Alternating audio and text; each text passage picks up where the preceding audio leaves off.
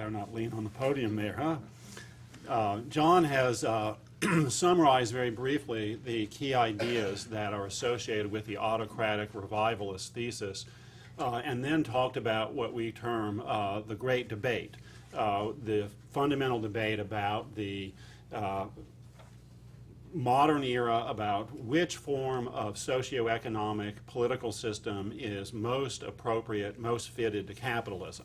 And this is really the heart of our argument, because while autocracies may have adapted to capitalism in China and to some degree in Russia, we argue that this is fundamentally a transition phenomenon, and that the basic imperatives that John just specified still fundamentally point in the direction that in the long run, and that probably also in the middle run, and even to some degree in the short run, these pressures are going to lead autocratic regimes in the direction of liberalization. Now, the second part of our argument, which I'm going to focus on here, is about the international system. We have claims by Robert Kagan and others that we are moving back into a world that's like the 19th century, evocative of great power geopolitics, competition for various resources, a world that is very much unlike the world of the so-called end of history or liberal hegemony that we had come to expect in the 1990s. Now, the implications that the autocratic revivalists draw for American foreign policy from this vision of the world, from this back to the future vision of the world, is quite stark. They advocate the containment of these autocratic regimes.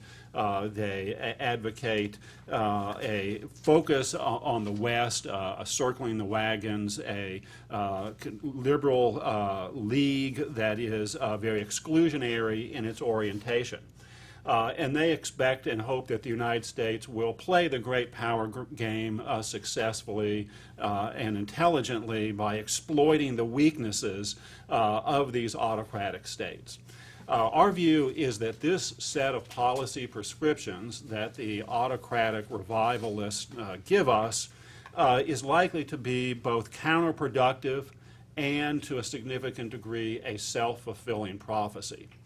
And we suggest that the United States is now in a very different international system. And so what I want us to do here in my few minutes is, first of all, lay out the reasons why the 19th century and now are fundamentally different in character, and then say a few words about the policy prescriptions that come from our analysis that contrast sharply with those of the autocratic revivalists.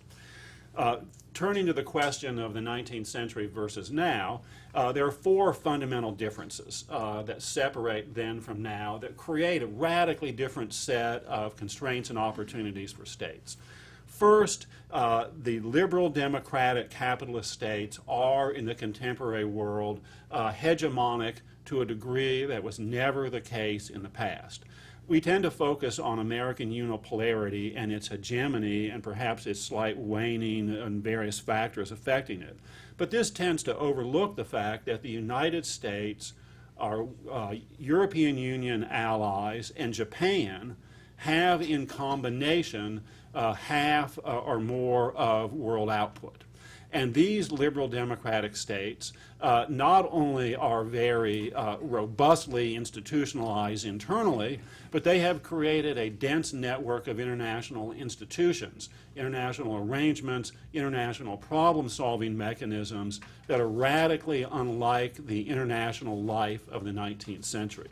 So while liberal democracies are not hegemonic, and while international institutions, while liberal democracies are not universal, they are hegemonic, and the institutions, while certainly inadequate in many ways, are nevertheless a very different international system than what we have historically been accustomed to.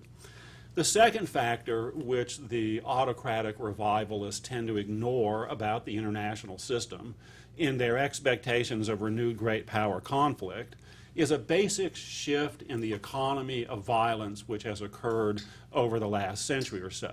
And this has two dimensions. At the upper extremes of violence capability, of course, nuclear weapons have radically altered the incentives that states face when they consider armed force as an option for resolution of conflicts.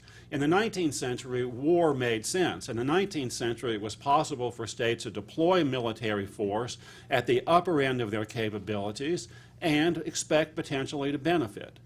No one in the nuclear era thinks that states can wage war against one another, that the great states can wage serious war against each other and survive. Indeed, the incentives with regard to security in this environment, in the nuclear environment, point not towards competition, but rather towards the need for cooperation to regulate these violence capacities, to make sure that nothing gets out of hand, to make sure that they don't leak into the hands of non-state actors. At the other end of the spectrum of violence, there has also been a radical change. In the 19th century, it was possible for states to expand, to continue imperial projects, because it was very easy for them to conquer the populations that inhabited territory. Over the course of the 20th century, there's been what we others refer to as the Kalashnikov Revolution, and this is attempting to capture the fact that there has been a diffusion at the lower end of violence capacities. Large numbers of people in the world now have access to weaponry that is sufficiently potent as to make conquest an extremely difficult proposition. This diffusion of capability has, of course, been augmented by the diffusion of nationalist norms. Nationalism is a nearly universal aspiration. People are not willing to be ruled by outsiders, and they have the capacities to make it extremely costly to do so. The history of the 20th century in the second half is, of course, a record of this point. In Algeria, in Vietnam, in Afghanistan, the Soviet Union, and perhaps us now in Afghanistan, are learning that local populations can raise the cost of outside domination to prohibitive levels. So this means that the great game scenarios that the autocratic revivalists give us for American foreign policy in the new century is extremely outmoded. The third point that I would bring out in terms of the difference with regard to the international system is the extent to which the autocratic states today are highly dependent upon international trade. China is, of course, the leading example of the autocratic model, a autocratic state that is capitalist, which seems to be, according to the autocratic revivalists, an alternative model. But fundamentally, unlike in the past, this autocratic state is highly dependent upon international trade. China has, of course, grown an immense amount. Its future growth significantly depends upon further access to the system. And so as a model for an anti-liberal arrangement in world politics, these autocratic capitalist states that are highly trade dependent are highly implausible. Let me say a few words about the policy prescriptions. Not only are the policy prescriptions of the autocratic revivalists a bad idea and likely to be a self-fulfilling prophecy, we have an alternative set of policies which we have to some degree been pursuing, which we need to pursue more. First of all is that we need to focus on the reinforcement, extension, and strengthening of international institutions. You all in this audience are, of course, aware that the last 8 years has seen a great retreat with regard to multilateral institution building, that the recently departed Bush administration withdrew, opposed, stymied institution building across a whole array of global problem-solving areas. And this is something that our first recommendation is the United States to reestablish its leadership role. In arms control, with regard to UN reform, we've got to take seriously, not excluding non-liberal states, but rather altering the structure of these institutions so as to bring them more into the tent. Similarly, with regard to the IMF, we've got to increase the stake, the further stake that such states as China have in the stability and permanence of the system. Second, with regard to the issues of the territorial integrity of these autocratic states, both China and Russia come to the international system with a mindset that is very unlike that which the United States has. The United States has been the most successful state for over 2 centuries. Both Russia and China come to the international system today with tremendous senses of historical grievance. China has, of course, this great memory of the century of humiliation, of the encroachment of outsiders. Russia has, of course, the even more recent memory of the loss of its empire, of the loss of its long dominant sphere of space particularly to the south and east of the Russian core. Now, the prospects that either Russia or China are going to reestablish themselves in their ancient imperial forms is very unlikely. But we have to recognize, Americans have got to recognize that the appeal of autocracy for China and Russia significantly has to do with the fear that there will be secessionist pressures within their territory and within their zones of influence. And so one of the gambits that the autocratic revivalists and the realist great power scenario gamers no doubt advance is that we should attempt to draw out these secessionist groups, that we should aid the adversaries of these regimes domestically, make their rule more difficult. This we believe to be a disastrous mistake.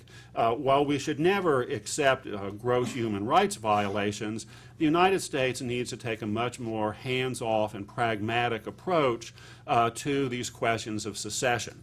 And this is particularly with regard to the areas of China, where China's sensitivity, particularly with regard to Tibet and Taiwan, is extremely great. We should not play the great power game by attempting to carve pieces of these states off by supporting secessionist movements. It's unlikely to be successful and is likely to provoke great power hostility that's needless. The third point with regard to the policy agenda is that there are major common global problems that the United States and other states, even and particularly in some cases autocratic states, need to address. Particularly, take for example oil. Many have emphasized that resource competition with regard to oil is part of this scenario of increased competition with autocratic states. But the reality is that both the United States and China are and are likely to continue to be significantly dependent upon imported oil. And this raises the possibility for an agenda of cooperation, a reestablishment, reinvigoration of the International Energy Agency, which of course was established in the 1970s as a sort of consumers consortium. Secondly, with regard to global problems, we have global warming. And of course, there's a tendency to emphasize China's rising contribution to this problem, which is certainly the case. But we should also note that China is likely to be a significant victim of rising temperatures, that global warming is likely to harm China in very serious ways by amplifying the already strong tendencies for desertification, but also with regard to sea level rise. China is much more vulnerable than we are in this area. And this raises the possibility that the United States and China can take the leadership in solving these global common problems. So the third general point with regard to our policy prescription is for the United States to take the lead and start initiating efforts to solve real problems that these regimes share with us. And it is our view that if the United States pursues this reinvigorated agenda of liberal internationalism, combined with the long-term pressures that are often felt in short-term ways, that the pressures on these autocratic regimes to liberalize will be maximized and the basic trajectory for the expansion of liberal democracy will continue.